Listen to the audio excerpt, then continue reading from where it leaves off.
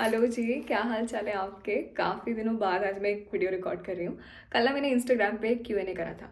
वहाँ पर किसी ने पूछा कि दीदी जब भी मैं पढ़ने बैठता हूँ ना तो मेरे को पास्ट के थॉट्स आते रहते हैं और मेरा पास्ट बहुत ख़राब रहा है, वो सब मुझे याद आता है और मैं कितनी भी कोशिश कर लूँ मैं भूल नहीं पा रहा उससे। क्या करूँ मैं? सबसे पहली चीज़ तो हम पता है क्या करते हैं, जब भी हम अकेले बैठते हैं तो अब क्या होगा, अकेले बैठे हैं ना तो बहुत सारे थॉट्स आएंगे ना दिमाग से। क्योंकि आप सबसे भाग सकते हो पर आप अपने विचारों से कभी नहीं भाग सकते क्योंकि वो आपके अंदर रहते हैं। मानो किसी ने आपको कुछ कह दिया, आप वहाँ से उठ के चले जाएंगे, उससे शायद बात नहीं करेंगे, कभी उसको कॉल नहीं करेंगे, उससे मिलने नहीं जाएंगे। अब आपके ही अंदर से कुछ आवाज़ें आ रही हैं, उससे कैसे भागोगे? खुद से कैसे भागोगे? तो सबसे पहला तरीका जो इससे डील करने का है, भागना बंद कर दो। Please sit with it. जो भी अंदर से थॉट्स आ रहे हैं, डोंट फील कि मैं कहीं घूम आऊँ जाके, क्या मोमोज खा लूँ अच्छा लगेगा, नेटफ्लिक्स एंड चिल कर लूँ थोड़ी देर भूल जाऊँगी, या इंस्टाग्राम स्क्रॉल कर लूँ बेटर लगेगा। Sit with it, listen what's happening here. Maybe you can sit with a pen and paper और लिख दो क्या क्या अंदर से थॉट्स आ रहे हैं। दूसरी बात, जब भी पास्ट हमें याद आता है ना, उसमें दो चीज़ें हो सकती हैं। या तो मैंने कुछ गलती करी थी या गलतियाँ करी थी, पास्ट में मुझसे हो गई गलतियाँ, अब मैं जब अकेली बैठ रही हूँ ना तो वो मुझे रिकॉल होगा।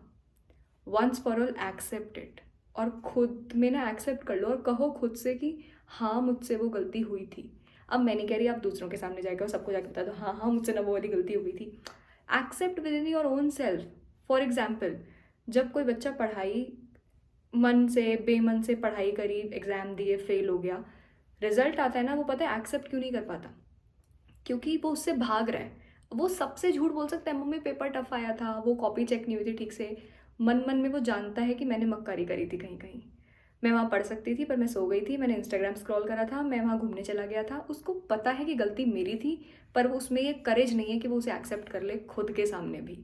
अब वो उससे भाग रहा है और ये अंदर एक कॉन्ट्रडिक्शन पैदा हो रहा है, क्योंकि डीपली मन, हमारी कॉन्शियसनेस तो जानती है कि गलती मेरी थी, पर आपका दिमाग और आपका ईगो इतना बड़ा है कि वो उसे एक्सेप्ट नहीं करना चाहता। So this a contradiction. तो आप खुद के साथ ही नहीं रह पाते हैं और आपका खुद के साथ बैठना भी मुश्किल हो जाता है।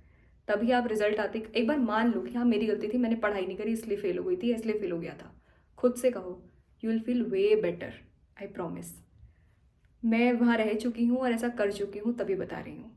दूसरी चीज़, या तो किसी और ने आपके साथ कुछ करा था या कुछ कहा था या कुछ बहुत ही मीन किया था आपके साथ। Now whenever you are sitting alone, that all recalls within. अब आप क्या करें उससे? तो ये करें कि try forgiving that person. Now I know many people in the comment section will say it's easy to say than done, उन्होंने बहुत ही गलत करा था, मैं कैसे माफ़ कर सकता हूँ? Listen to me, whenever you are forgiving somebody, माफ़ी कभी भी इसलिए नहीं दी जाती है कि उस इंसान ने कुछ नहीं करा था। हो सकता है उन्होंने गलती करी थी, ये बहुत ही ज़्यादा बड़ी गलती करी थी, बट हम लोगों को माफ़ करते हैं इसलिए ताकि मैं पीस और शांति सुकून के साथ रह सकूं।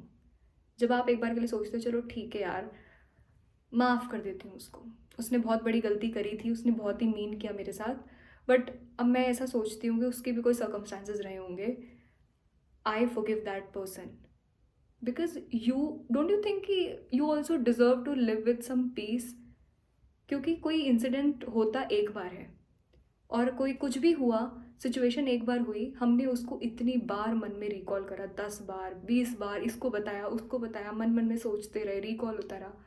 चीज़ एक बार हुई थी, आपने 20 बार खुद को सेम इमोशन से गो थ्रू करवाया, दूसरों को बता के खुद को रिकॉल करके। इससे बेटर तो एक बार रुक के माफ़ कर देते ना, उनके लिए नहीं पर अपने लिए, because you deserve to live with calmness and peace. Don't you think so? अब ये सब ना कर एक बार में नहीं होता है, इसमें बहुत टाइम लगता है। हीलिंग एक जर्नी होती है, किसी को माफ़ करना एक जर्नी होती है, और खुद को माफ़ करना तो लाइफ की सबसे बड़ी जर्नी होती है। पर अगर कुछ नहीं बदलोगे तो कुछ नहीं बदलेगा। इस जर्नी में एक पहला कदम रखो, पहले खुद के साथ बैठो, खुद को माफ़ करो, दूसरों को माफ़ करो। आपकी 90%, 95% प्रॉब्लम ना वहाँ सॉल्व हो जाएगी। आपका, हमारी लाइफ का कॉन्ट्रडिक्शन ही यही है कि हम खुद के साथ पैदा हुए हैं और खुद के साथ मरेंगे, पर खुद के साथ नहीं बैठ पाते हैं। अगर आप वो सीख जाएंगे, your life will be way peaceful and way beautiful. On that note, this is Neha Datta signing off for this video. Please अपना ध्यान रखें, बहुत बहुत खुश रहें और दूसरों को और खुद को माफ़ करने की कोशिश करें।